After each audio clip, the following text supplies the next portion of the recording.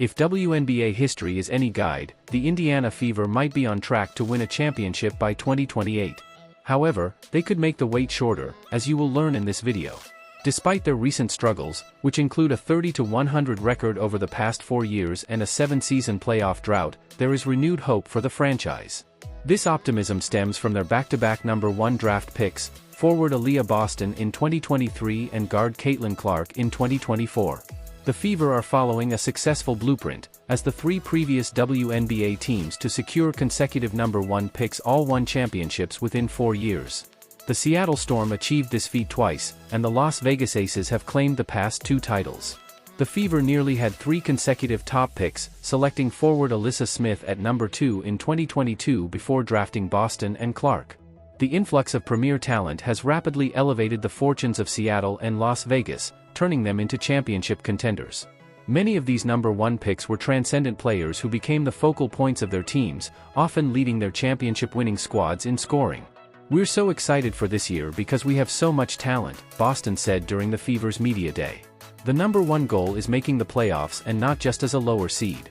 Hopefully, we'll be in the middle of the pack." The Fever aim even higher in the long run. Last season's 13-27 record marked significant improvement from their previous 3 seasons, where they won just 17 games combined. Head coach Christy Sides, now in her 2nd year, believes the team can build on this progress.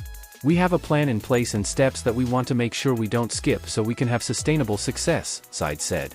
Indiana's general manager, Lynn Dunn, brings experience and optimism. Dunn, who was instrumental in drafting center Lauren Jackson in 2001 and guard Sue Bird in 2002 for the Seattle Storm, predicted that those players would lead Seattle to success, and they did, winning their first WNBA title in 2004. "It speeds up the process," Dunn told ESPN about adding young talent in consecutive years. "Getting a post and a point guard in Aaliyah and Caitlin with those picks, like Jackson and Bird, they can be the focus of your team, and then you can build around them."